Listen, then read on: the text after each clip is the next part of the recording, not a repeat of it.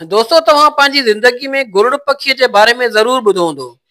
अहिड़ो पखी जेको देवमालाई क़िसनि में मशहूर आहे त हू पंहिंजे चंबनि में इंसाननि खे खणी उन्हनि जो शिकार कंदो ऐं ॿूटियूं ॿूटियूं करे खाईंदो हुयो। अचो त उन गुरुड़ पखी जी असुल हक़ीक़त खे ॼाणूं। गुरुड़ पखी उहो पखी आहे जेको असांजे लोक कहाणियुनि जो हिसो रहियो आहे। सिंधबाद जे सफ़रनामनि वारे किसे में बि गुरुड़ पखीअ जो ज़िक्र आहे। हिन पखीअ जो ज़िक्र अरबी अदब जे किताब अलिफ लैला ऐं किसा चार दरवेश सिंधीअ में बि कयल आहे। वॾनि जे लोक कहाणियुनि में ही पखी पहाड़नि में रहंदो हुयो ऐं उॾरी माण्हुनि खे पंहिंजी झपट में खणी वेंदो हुयो ऐं खाईंदो हुयो। ही पखी पहाड़ुनि ते बसेरो कंदो हुयो ऐं सुबुह जो शिकार वास्ते निकिरंदो हुयो। ही पखी जोड़नि जी सूरत में परवाज़ कंदा हुया। हिननि जा हिकु ई वक़्तु 500 जोड़ा बि गॾु परवाज़ करे शिकार सिंघंदा हुआ। हिननि जी नज़र तमामु तेज़ हुई। ही 3 किलोमीटर परे बि शिकार खे नज़र में रखी परवाज़ करे अची उन मथां कड़कंदा हुया। हिननि खां लिकणो इंसाननि ऐं जानवरनि लाइ ॾाढो ॾुखियो हुयो, छो जो हिननि जी नज़र परे परे ताईं तेज़ हुई।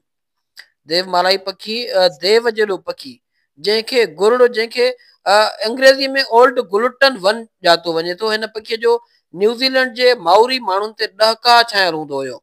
ही केॾी महिल बि उॾरी मर्द या औरत खे खणी जबल तां मथां किराए उनखे ज़ख़्मी करे खाईंदो हुयो।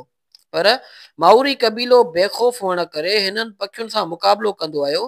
हिन पखीअ खे गुरुड़ पखी यानी हास्ट ईगल सॾियो वेंदो हुयो ऐं न्यूज़ीलैंड जा माण्हू उनखे पोको गुरुड़ बि सॾींदा हुआ।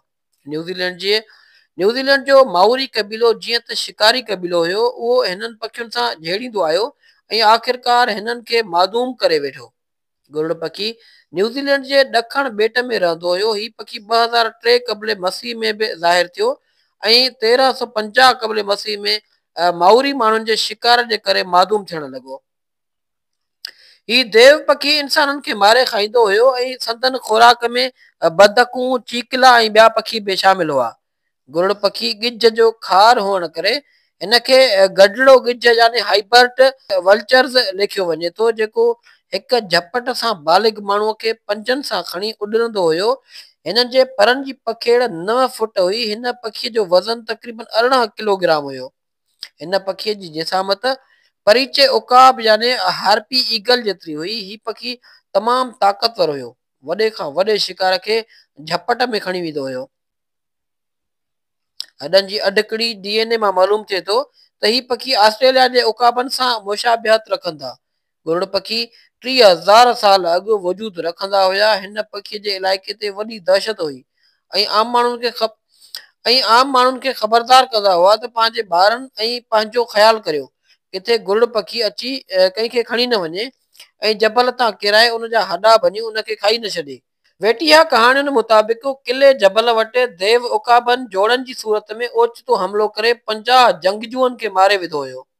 ही देव उकाब वॾा पत्थर खणी ओचितो माण्हुनि ते ऐं उछले उन्हनि खे ज़ख़्मी करे खणी खाईंदा हुया। गुरुड़ पखी शिकार करण वक़्तु पाण खां 14 भेरा वधीक जानवरनि खे खणी वेंदो हुयो, जंहिंजो वज़न 180 खां 200 किलोग्राम हुयो।